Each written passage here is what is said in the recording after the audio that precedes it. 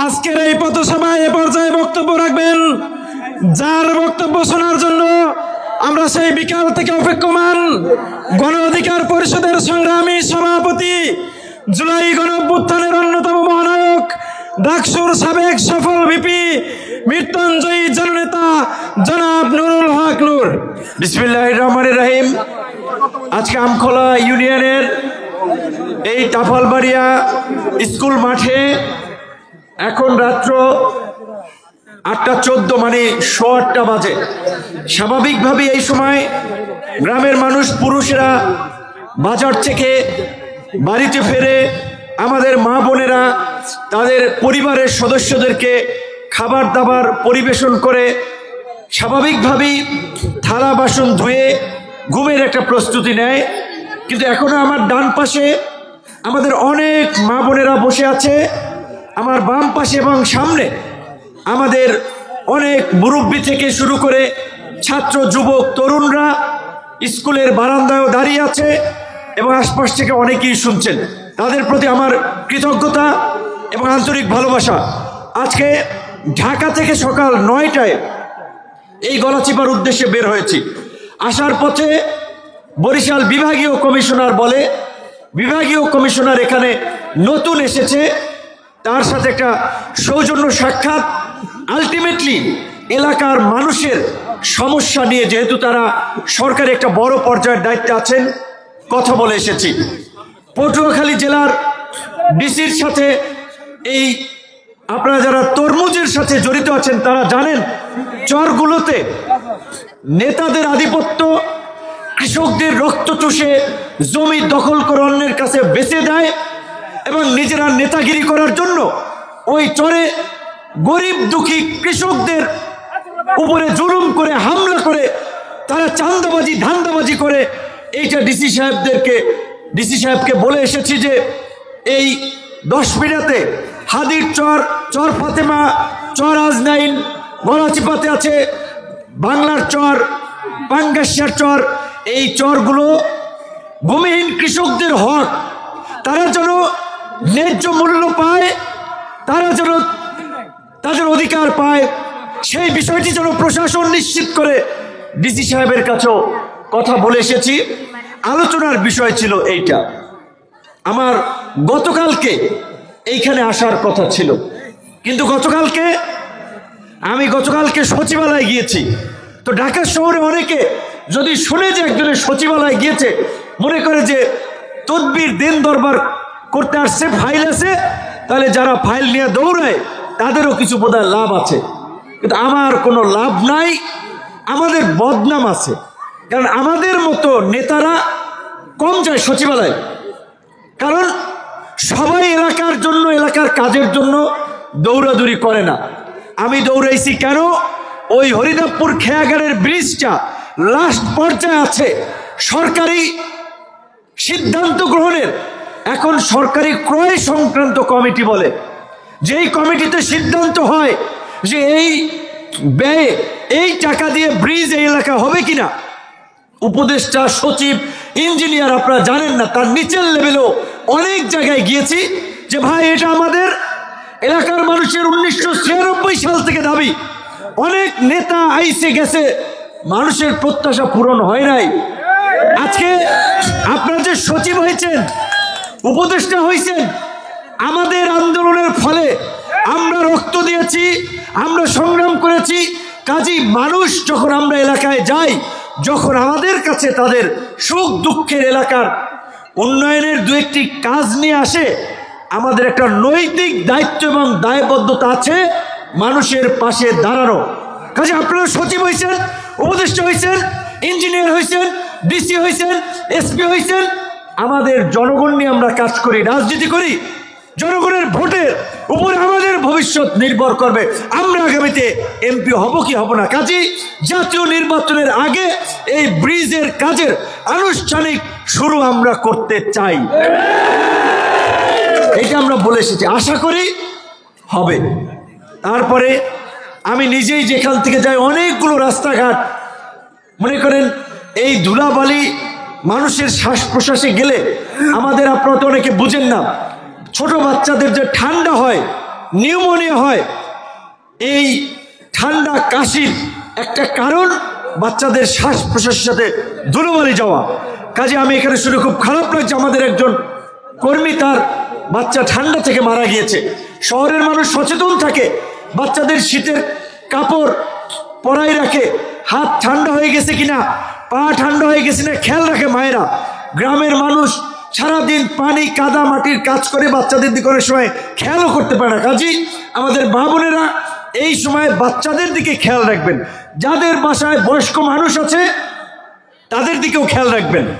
অনেক সময় ঠান্ডার কারণে রক্ত চলাচলে বিঘ্ন ঘটে, স্ট্রোক করে মানুষ। কাজে আপনারা বয়স্ক মানুষ, বাবা আছে, শ্বশুর আছে, গরম পানি খাওয়াইবেন। এখন তো গ্রামের অনেক জায়গায় ইলেকট্রিসিটি আছে, একটা ইলেকট্রিক কেটলি কিনবেন, ফ্ল্যাক্স কিনবেন, যাতে তারা সুস্থ থাকতে পারে। যারা নামাজ কালাম পরে একটু গরম পানি দেবেন পুজোর জন্য। এটা বলছি যে এটা আপনারা দায়িত্ব আপনারা করবেন। তো আমার যেই কথাটা আমি বলতেছিলাম ব্রিজ থেকে, যে এই রাস্তাঘাট, কালভার্ট, মসজিদ, এই গলাচিপা এবং দশমিনায় আমি জানি না বিগত দিনে কেউ করেছে কিনা, 100 মসজিদ মন্দিরে সরকারি বরাদ্দ প্রায় 3 লক্ষ করে টাকা আমরা তদবির করে ব্যবস্থা করিয়েছি। এটা আমার টাকা না, সরকারের টাকা। সরকার কোথা থেকে দেয়?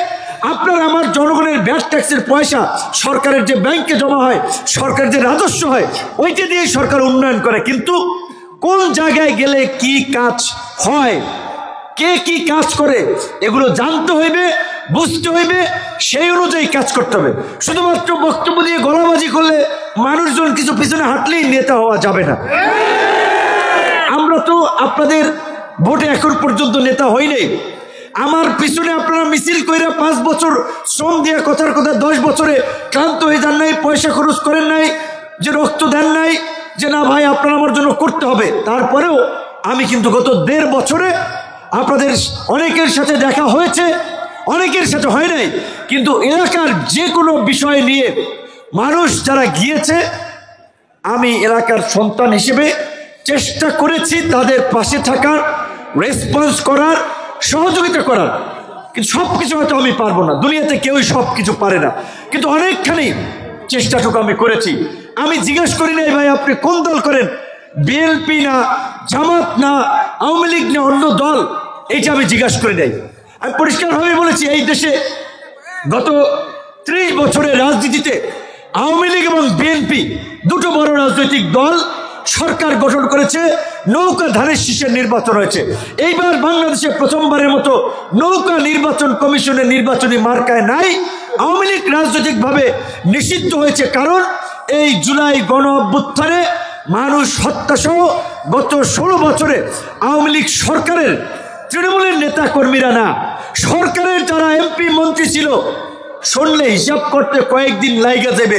আপনারা লাখ টাকার কথা শুনেন, কোটি টাকা কথা শুনেন, আর সেখানে যদি শুনেন 100 কোটি টাকা, সেখানে যদি শুনেন 1000 কোটি টাকা যে একজন ব্যক্তি সরকারি ব্যাংক থেকে, সালমান এফ রহমান বেক্সিমকো ওষুধ কোম্পানির, সবাই চেনেন বেক্সিমকো, এই বেক্সিমকোর মতো আরো কোম্পানির মালিক, একজন সালমান এফ রহমান 36,000 কোটি টাকা ব্যাংকের টাকা লুট করে নিয়ে গেছে, বাইরে পাচার করেছে। এইভাবে গত কয়েক বছরে 28 লক্ষ কোটি টাকা পাচার করেছে বিরোধী দল যারা করেছে। আজকে আপনারা জামাতকে রাজনৈতিকভাবে চেনেন, অথচ এই জামাত কিন্তু প্রকাশ্যে একটা মিছিল মিটিং করতে পারতো না, তাহলে পুলিশ ধরতো, তাহলে হামলা করতো আওয়ামী লীগের লোকেরা। বিএনপি কোনোভাবে টুকটাক করতে পারত, আওয়ামী লীগ সেই সুযোগটা তাদেরকে দেয় নাই। তো আজকে এই সমস্ত কিছুর চূড়ান্ত হিসাব নিকাশ এই আন্দোলনের মধ্যে দিয়ে আওয়ামী লীগ নিষিদ্ধ হয়েছে। এটা আমি ব্যক্তিগতভাবে কিছু করতে পারবো না, ব্যক্তিগতভাবে না, সামগ্রিকভাবে জাতীয় স্বার্থে নিষিদ্ধ করা হয়েছে। কিন্তু আওয়ামী লীগকে যারা ভোট দিয়েছে, আওয়ামী লীগের 1.5 কোটি নেতা কর্মী আছে, তারা কোথায় যাবে? সবাই তো লুটপাট করে নাই, সবাই তো মানুষের মাথায় বাড়ি দেয় নাই। কাজে সেক্ষেত্রে আমরা পরিষ্কারভাবে বলেছি, সাধারণ আওয়ামী লীগের নেতা কর্মী যারা মানুষের উপরে জুলুম করে নাই, নির্যাতন করে নাই, ওই বাজারের দোকান আছে, দোকানদারি করবে, ব্যবসা বাণিজ্য করবে, চাকরি বাকরি করবে, অন্যায়ভাবে কাউকে হয়রানি করা যাবে না। এবং এটি শুধুমাত্র এই গলাচিপা 10 মিনিটের জন্য নয়, এই মেসেজ আমাদের সারা বাংলাদেশের জন্য। আমি গাইবান্ধা গেছি, হবিগঞ্জ গেছি, আগামী শনিবার এই গলাচিপা থেকে ওইখানে আমাদের জেএমপি প্রার্থী হেলিকপ্টার পাঠাইবেন, যাবো ওইখান থেকে ব্রাহ্মণবাড়িয়া, ওইখানে গিয়ে একই কথা বলবো। কারণ এই সমাজের মানুষের মধ্যে আমরা শান্তি চাই, আমরা সম্প্রীতি চাই, আমরা ঐক্য চাই, আমরা হানাহানি মারামারি বিভেদের রাজনীতি আর চাই না। ওই যে বলে যে খুনের বদলে খুন, রক্তের বদলে রক্ত, এইভাবে চলবে কতকাল? সেই কারণে আমরা বলেছি আমরা তরুণ, আমাদের উপরে যত আঘাত এসেছে, আমাদের উপরে যত নির্যাতন নিপীড়ন হয়েছে আমরা ভুলে গেছি। এইখানে অনেকে বলছেন না, আমার এই আপনার নানা শ্বশুর বাড়ি আমখোলা, তাদের বড় নাতনি একবার আসছিলাম কোনো মতে, ওইভাবে বেড়াতেও আসতে পারি নাই। কারণ আমরা বিরোধী দলের রাজনীতি করার সুবাদে আমাদের সেই ঝুঁকি ছিল লাঞ্ছিত হওয়ার, অপমানিত হওয়ার, হামলার শিকার হওয়ার, মামলার শিকার হওয়ার।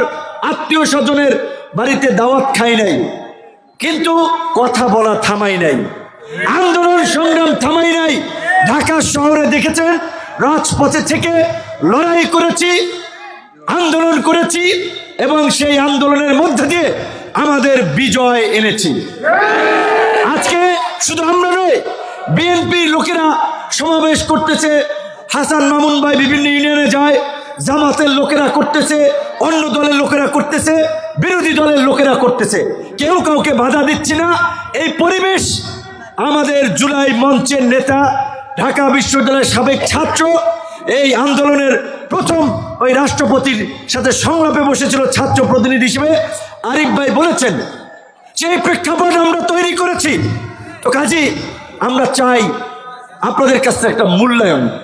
ঢাকা বিশ্ববিদ্যালয়ের ছাত্ররা ওই টেকনাফ থেকে তেঁতুলিয়া, পঞ্চগড় থেকে কাঠালিয়া, সারা বাংলাদেশের ছেলে মেয়েরা ভোট দিয়ে ভিপি বানিয়েছে। আমি তাদের প্রতি কৃতজ্ঞতা প্রকাশ করি। 28 বছর পরে নির্বাচন হয়েছিল, সেই নির্বাচনে ভিপি বানিয়েছিল বিদায় আমরা আন্দোলন সংগ্রাম করতে পেরেছিলাম। আজকের এই পরিবর্তন আনতে পেরেছি। বহু মত পথের রাজনীতি, যার যার অধিকার শেষে ভোগ করছে, রাজনীতি করছে, সভা সমাবেশ করছে, কেউ কাউকে বাধা দিচ্ছে না, মামলা দিয়ে হয়রানি করছে না, হামলা করছে না। তবে তারপরেও আবার ওই যে বলে কারো ঘর পড়ে আর কেউ আলু পোড়া খায়। তো আমরা যেমন সবাইকে নিয়ে এই সমাজ এবং রাষ্ট্র পরিবর্তনের কথা বলি, এই সমাজকে গড়ে তোলার কথা বলি, কাজে কাঁধ মিলিয়ে কাজ করার কথা বলি, আবার কিছু মানুষ কিন্তু চান্দাবাজি ধান্দাবাজি করতেছে, হুমকি দিতেছে আবার যে আমার প্রোগ্রামে লোক না আইলে তুমি আওয়ামী লীগের দোষর, মামলা খাবা, তোমার মেম্বারই থাকবে না, চেয়ারম্যানই থাকবে না, বাজারে দোকান খুলতে পারবে না। তো এই কাজগুলো যারা করতেছে, যারা এগুলো বলছে, আমি বলবো তাদেরকে আপনারা চিনে রাখুন, তাদেরকে ঘৃণা করুন। এই সময়ে যারা এইভাবে জবরদস্তিমূলক মানুষকে জোর করে মিছিল মিটিংয়ে নিয়ে যেতে চায়, টার্গেট দিয়ে লোক নিয়ে আসবা, 10,000 করে টাকা দেবা, এটা কেমন কথা ভাই? এটা তো রাজনীতি না, এর নাম তো নেতাগিরি না। এইগুলা যারা করছে, যেই দলের হোক, যদি আমার দলের হয় আপনারা তাকে সাইজ করবেন, আমার কথা পরিষ্কার। যদি অন্য দলের হয় তাকে আপনারা সাইজ করবেন, এমপি হইবে না হয় সেইটার বড় কথা নয়।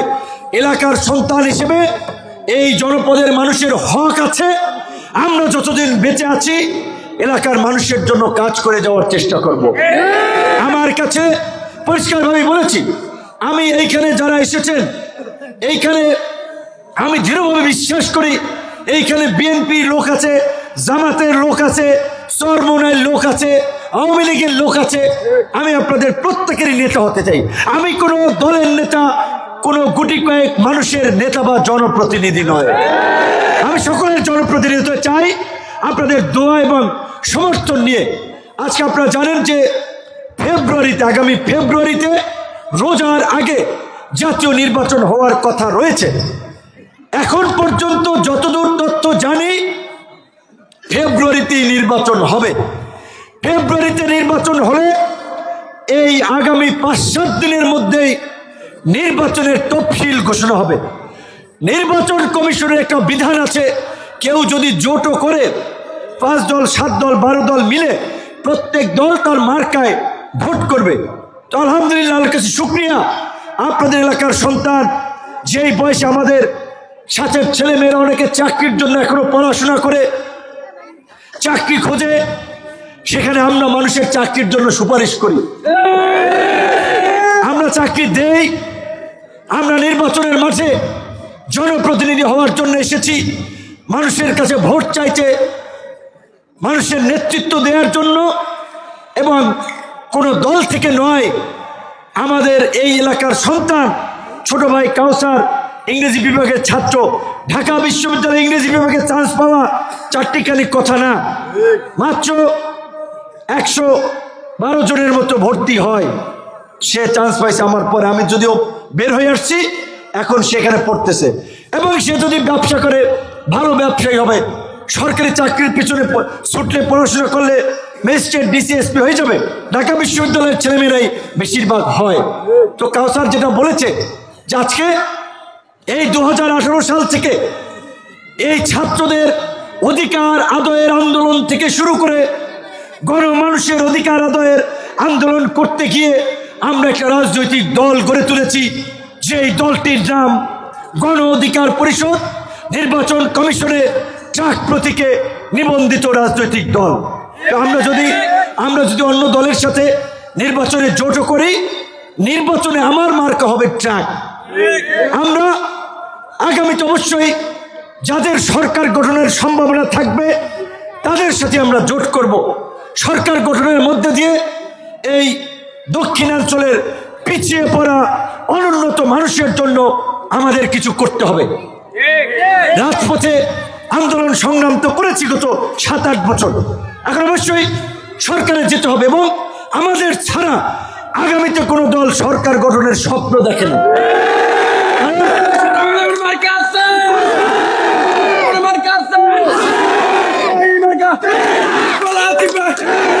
ফুটবল খেলা তো অনেকে বোঝেন, একটা ফুটবল মাঠে ফুটবল দৌড়ায়, প্লেয়াররা ফুটবলকে কিক করে।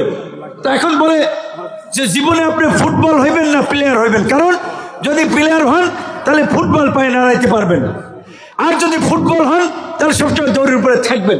কাজী আমরা ফুটবল না, আমরা প্লেয়ার, আমরা গেম চেঞ্জার। রাজনীতিতে যেটা রাজনৈতিক দলগুলো পারে নাই, বড় বড় নেতারা পারে নাই, আমরা তরুণরা সেটা পেরেছি। আজকের এই বাংলাদেশ তরুণদের নেতৃত্বে পরিবর্তন হয়েছে। তরুণরা এই সরকারে আছে, অন্তর্বর্তীকালীন সরকারে, আগামীতেও সরকারে থাকবে। এবার আপনাদেরকে একটা সিদ্ধান্ত নিতে হবে যে আপনাদের ছেলে, আপনাদের ভাই বন্ধু, আপনারা আমাদের যে দেশব্যাপী বিশ্বব্যাপী পরিচিত অবস্থান তৈরি হয়েছে, এইটাকে কাজে লাগিয়ে এলাকার উন্নয়নে কাজে লাগাবেন, ভোট দিয়ে এমপি বানাবেন নাকি অন্য কিছু করবেন, সেটা আপনাদের উপরে নির্ভর করবে। কাজী সেই জন্যই আমি বলছি যে আমি আপনাদের কাছে এসেছি আপনাদের সহযোগিতা চাইতে। ঢাকা বিশ্ববিদ্যালয়ের ছাত্ররা, ওই রংপুর, দিনাজপুর, সারা বাংলাদেশের ছাত্ররা সমর্থন দিয়েছিল, সহযোগিতা করেছিল, ডাকসুর ভিপি হয়েছি, তাদের ভোটের মর্যাদা রেখেছি। আগামীতে আপনাদের ভোট এবং সমর্থন নিয়ে সংসদে যেতে চাই, এবং এইটুকু বলতে পারি আমরা জমিদারের ছেলে না। এইখানে আপনারা যারা বসে আছেন সাধারণ মানুষ, এরকম সাধারণ পরিবারেরই সন্তান। কাজী আমরা মানুষের দুঃখ, দুর্দশা, আবেগ, অনুভূতিকে আমরা বুঝি, আমাদের মন কাঁদে, মন পড়ে। তাই আমার যে বর্তমান পরিচিত অবস্থান, তাতে ঢাকা থেকে যদি নির্বাচন করতাম পরিশ্রম কম হতো, পয়সা পাতি খরচ যেত না।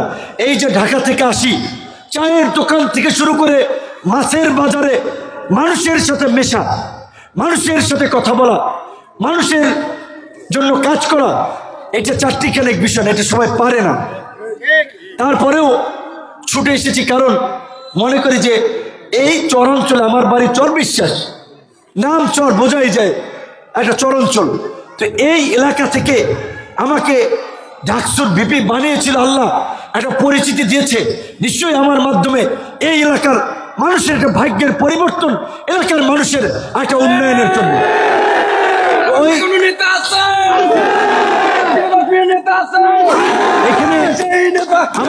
এখানে আমি বিশ্বাস করি যে হিন্দু, বৌদ্ধ, খ্রিস্টান বিভিন্ন ধর্মের মানুষ আছেন, সবার প্রতি আমার সম্মান এবং শ্রদ্ধা। ইসলাম ধর্মে যেটা বলে প্রত্যেক প্রাণীর হক এবং রিজিক আল্লাহ লিখে দিয়েছেন। আমরা সাপ পিটে মারি, কিন্তু সাপেরও একটা খাদ্য মানুষের জন্য অনেক ক্ষেত্রে ক্ষতিকর, আবার অনেক ক্ষেত্রে উপকারী। ওই সাপেরও খাবার, পোকামাকড়ের খাবার, জোকের খাবার আল্লাহ তাআলা কিন্তু দিয়েই তাকে দুনিয়াতে পাঠাইছেন। কাজে আমরা মনে করি যে এলাকার সন্তান হিসেবে এলাকার মানুষের একটা হক আছে, তো সেই হক আদায় করার জন্যই এই কাদামাটি, ভাঙা চূড়া ইটের রাস্তা, কাদামাটির রাস্তায় আমি ছুটে বেড়াচ্ছি। আমার আপনাদের প্রতি একটা অনুরোধ, আমাকে আপনারা হতাশ করবেন না। কারণ আমাদের মতো তরুণ যেই বয়সে তাদের পরিবার নিয়ে ব্যস্ত থাকে, নিজের ক্যারিয়ারের জন্য চাকরি বাকরি বিসিএস এর পিছনে ছোটে, আমরা এসেছি দেশ বদলাতে, সমাজ বদলাতে। আপনারা যদি সেটা না বুঝেন তাহলে তো আমাদের স্বপ্ন সে বাস্তবায়ন হবে না। শহরের মানুষ টেলিভিশন দেখে, পত্র পত্রিকা দেখে, তারা যেভাবে আমাকে চেনে, গ্রামের মানুষ চিনে, কিন্তু এটা বাস্তব যে একটু কম। সেই চেনানোর জন্যই আপনাদের সহযোগিতা চাই। এই গলাচিপা 10 মিনায় সারা বাংলাদেশেই জাতীয় নির্বাচনে ভোটের 50% নারী। কাজে পুরুষ মানুষ যেখানেই যায়, মিছিল মিটিংয়ে অনেক দেখতে পাই, হাজার হাজার পুরুষ মানুষ। আপনাদেরকে, আমাদের মা বোনদেরকেও এই বিষয়টি একটু বুঝিয়ে বলতে হবে, তাদেরকেও প্রচারণা করতে হবে যে আমাদের এলাকার সন্তান, তরুণ, ছাত্র, যুবকদের প্রতিনিধি এখন জনগণের প্রতিনিধি হতে এসেছে। ভিপি নূর, তার মার্কা ট্রাক, আগামী নির্বাচন ফেব্রুয়ারিতে হোক আর এপ্রিলে হোক, যখনই হোক, ট্রাক মার্কায় তারা ভোট দিয়ে যেন সংসদে তাদের প্রতিনিধি হিসেবে পাঠায়, সেই আহ্বান, সেই অনুরোধ আপনাদের প্রতি থাকবে। সর্বশেষ আমি আপনাদের কাছে এই কথাটুকু বলে বিদায় নিতে চাই। আমি যেটা শুরুতেও বলেছি, আমার কাছে কে আমাদের দল করে বা না করে ওইটা আমার কাছে বিবেচ্য বিষয় নয়। তবে যেহেতু নির্বাচন করব, এই গলাচিপা 10 মিনায় প্রায় 4 লক্ষ ভোট আছে, 124টা ভোট কেন্দ্র আছে, 700-র উপরে ভোট কক্ষ আছে। প্রত্যেকটি ভোট কক্ষে কেন্দ্রে এজেন্ট থাকে যে নির্বাচন করে তারপরে এলাকার মানুষের নামাজ পড়েছি বাদুরা বাজারের ওইখানে, রাস্তা দেখলাম করুণ অবস্থা, বাজার মধ্যে রাস্তা, মসজিদ পলেস্তারা খইসা পড়তেছে। তাহলে আমার কাছে তো এই বার্তাটা পৌঁছানো লাগবে, ভাই এইখানে একটা মসজিদ এই অবস্থা, এইখানে একটু হেল্প করা দরকার। এইখানে রাস্তাটা কাদা রাস্তা, এইখানে ইটের সোলিং করলে মানুষের সুবিধা হয়। যেটা ইটের সোলিং আছে ওইটাকে পেস্ট জ্বালাই করলে ভালো হয়। জনপ্রতিনিধিত্ব একটা কাজ, তো এই বার্তাগুলো, খবরগুলো তো আমার কাছে পৌঁছে যাবে। যেই কারণে আমার দলের কমিটি গণ অধিকার পরিষদের উপজেলা, ইউনিয়ন, ওয়ার্ড পর্যায় পর্যন্ত আছে, এবং গণ অধিকার পরিষদের পাশাপাশি আমাদের যে অঙ্গ সংগঠন, ছাত্র অধিকার পরিষদ, যুব অধিকার পরিষদ, শ্রমিক অধিকার পরিষদের কার্যক্রম আছে। যারা অফিসিয়ালি যুক্ত হবেন তাদেরকে ওয়েলকাম, যারা যুক্ত হবেন না, সমর্থন করেন, দূর থেকে ভালোবাসেন, তাদেরকে ওয়েলকাম। আজকের এই প্রোগ্রাম বাস্তবায়নের জন্য সহযোগিতা করেছেন গণ অধিকার পরিষদের এই আমখোলা ইউনিয়নের আহ্বায়ক গাজী আব্দুল হালিম, সদস্য সচিব এমদাদ হাওলাদার, শফিক, ওলিউল্লাহ ভাই সহ যুব অধিকার পরিষদের নেতৃবৃন্দ, কাউসার মির্জা আহ্বায়ক, রাজিবুল হাসান সদস্য সচিব, ওলিউল্লাহ যুগ্ম আহ্বায়ক, শ্রমিক অধিকার পরিষদের আমিরুল ইসলাম রুবেল, সভাপতি মোশাররফ হোসেন, সাধারণ সম্পাদক শাহিন আলদার, সাংগঠনিক সম্পাদক। ঢাকা থেকে আমাদের অনেক ভাই বন্ধুরা এসেছেন। এইখানে এই গলাচিপা 10 মিনার মানুষের এই রাস্তাঘাট উন্নয়নমূলক কর্মকাণ্ডের আমার নির্বাচনী কার্যক্রমে সমন্বয় করতেছেন সাবেক সেনা সদস্য, অবসরপ্রাপ্ত সেনা সদস্য যে শফিক ভাই, গলাচিপা উপজেলার আহ্বায়ক, একজন ভালো মানুষ। এমন কোনো মানুষ নাই যে হাফিজ মাস্টারের কথা বলেন আছেন, একটা ভালো লোক আপনার সাথে আছে, আপনার আহ্বায়ক আমাদের হাফিজ ভাই। সদস্য সচিব জাকির মুন্সি ভাই একজন ব্যবসায়ী, এই ইউনিয়নের আহ্বায়ক তো আব্দুল আলিম ভাইকে চেনেন, মাস্টার সাহেবকে তো চেনেন, শিক্ষকরা সমাজ গড়ার কারিগর। এইখানে অনেক শিক্ষক আছে। আপনারা জানেন ঢাকা শহরে প্রাইমারি স্কুলের শিক্ষকরা তাদের সুযোগ সুবিধা বৃদ্ধির আন্দোলন করে। ভিপি নূরকে খোঁজে যে ভিপি নূর এসে যেন আমাদের পক্ষে একটু কথা বলে। সরকারি কর্মকর্তা কর্মচারীরা আন্দোলন করে, সবাই খোঁজে ভিপি নূরদের মতো বিপ্লবীরা এসে আমাদের পাশে দাঁড়াক। তো আমি তখন তাদেরকে বলেছিলাম, স্বাস্থ্যকর্মী থেকে শুরু করে শিক্ষক, সরকারি অফিসের কর্মকর্তা কর্মচারী, বেসরকারি সমস্ত পর্যায়ে যারা খোঁজেন যে ভিপি নূর আপনাদের পাশে দাঁড়ালে আপনাদের অধিকার আদায় হয়, তাই যারা এলাকার ভোটার না তাদের কাছে আমরা দোয়া চাই। কারণ দোয়ায় মানুষের আয়ু বাড়ে, ভাগ্যের পরিবর্তন হয়। যে আমরা যেন সংসদে গিয়ে দল মত নির্বিশেষে এই গলাচিপা 10 মিনিট তথা এই দেশের অবহেলিত বঞ্চিত মানুষের পক্ষে কথা বলতে পারি।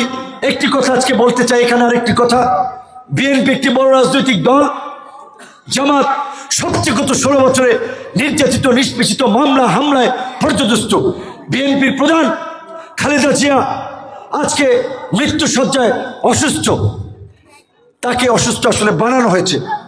এই যে ছিল শেখ হাসিনার প্রতিহিংসা। একটা দেশের প্রধানমন্ত্রী, সেনাপ্রধান, রাষ্ট্রপতির স্ত্রী তাকে জেলে নিয়ে গেছেন। কি মামলায়? এতিমের টাকা মেরে খেয়েছেন। একেবারেই মিথ্যা ভিত্তিহীন কথা বলছি। কিন্তু পৃথিবীর বিভিন্ন দেশেই যারা রাষ্ট্রপ্রধান হয়, পাকিস্তানে আছে ইমরান খান, যারা ফেসবুক ইউটিউব দেখেন তারা চেনেন, এখন জেলে।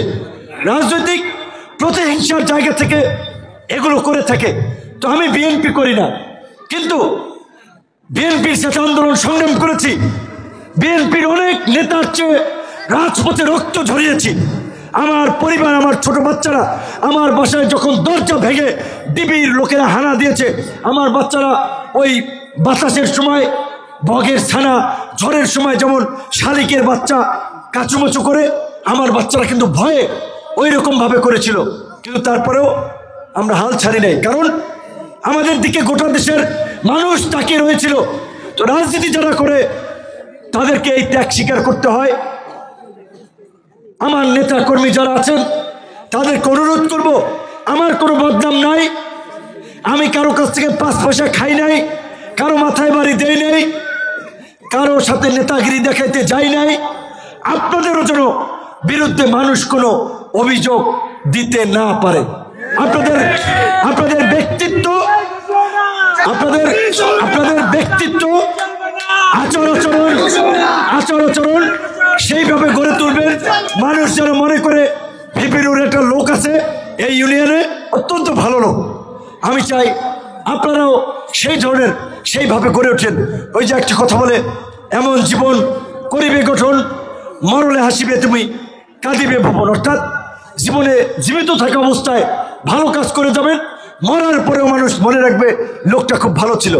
তো আজকের এই রাজনৈতিক এই কণ্টকাকীর্ণ পথ জেনেও আমরা দেশের মানুষের তরে নিজের জীবনকে উৎসর্গ করেই রাজনীতিতে নেমেছি। পিছু হটার কোনো জায়গা নাই। আমাদের ইমদাদ সাহেব, এই যে সদস্য সচিব আমাদের খালু, সে একটা কথা বলেছেন, আমি জানি এই কথা শুনে খুব খারাপ লাগে, যে অনেক ক্ষেত্রে হুমকি দেয় যে গণ অধিকার পরিষদের প্রোগ্রামে গেলে তোমার চাউলের নাম কেটে দেবো, ঝামেলা হইবে। এগুলো এটা হচ্ছে মানে কি বলবো, একটা ফালতু কথা। ভাই, শেখ হাসিনার চেয়ে আওয়ামী লীগের চেয়ে এই দেশে শক্তিশালী কেউ ছিল না। সেইটাই গোড়ায় ধরে নেয়, রাজপথ আন্দোলন সংগ্রাম করে পতন ঘটিয়ে আজকে গণ অধিকার পরিষদের সারা দেশে প্রোগ্রাম করে বেড়াচ্ছি। আর আমার এলাকায় আমাদের মিছিলে প্রোগ্রাম আসলে হুমকি দেবে, এটা মেনে নেওয়ার মতো না। এইটা আমরা কিন্তু মানবো না, এটা আমরা মানবো না। কাজী যারা এই হুমকি দামকি দিচ্ছে তাদেরকে বলবো ভালো হয়ে যান। সর্বশেষ বেগম খালেদা জিয়া, সাবেক প্রধানমন্ত্রী, এই দেশের রাজনীতিতে তার অনেক অবদান আছে। আপনাদের মতো মহিলা মানুষ গৃহবধূ থেকে স্বৈরাচার বিরোধী আন্দোলনে রাজপথ থেকে এসেছিলেন, গণতান্ত্রিক আন্দোলন সংগ্রামে জাতিকে নেতৃত্ব দিয়েছেন, সরকারে থাকা অবস্থায় অনেক কাজ করেছেন। আমরা তার জন্য দোয়া করি, আল্লাহ তাকে সুস্থ রাখুক, সুস্থ করে তাকে আবার রাজনীতিতে আমাদের মাঝে ফিরিয়ে দেন। এবং এই জুলাই গণ অভ্যুত্থানের অংশীদার আন্দোলনকারী হিসেবে বিএনপি, জামাত, গণ অধিকার পরিষদ, ইসলামী আন্দোলন, সকল রাজনৈতিক দলের নেতা কর্মীদেরকে আল্লাহ পাক হেদায়েত দেন, যেন কাঁধে কাঁধ মিলিয়ে একসাথে চলতে পারে, এলাকার জন্য কাজ করতে পারে। তাই আমি সকল দলের নেতৃবৃন্দের প্রতি আহ্বান জানিয়ে একটা কথাই বলতে চাই, এলাকার যদি উন্নয়ন করতে চান, এলাকাকে এগিয়ে নিতে চান, আপনারাই ভালো মন্দ বিবেচনা করে ভোট দিবেন। কাকে ভোট দিলে গর্বের সহিত বলতে পারবেন আমার এলাকার এমপি অমুক, আমার এলাকার এমপি সংসদে দাঁড়িয়ে কথা বলছে, নিজের দল নিজে পেটানোর কিচ্ছু নাই। যদি আমার চেয়ে যোগ্য কোনো প্রার্থী থাকে আপনারা তাকে ভোট দেন, আমার দাবি নাই। আর যদি যে সমস্ত প্রার্থীরা মাঠে আছে তাদের চেয়ে যদি আমি যোগ্য হই, তাহলে আমার দাবি আছে আপনার ট্রাক মার্কায় আগামী নির্বাচনে আমাকে ভোট দেবেন। আসসালামু আলাইকুম, সবাই ভালো থাকবেন।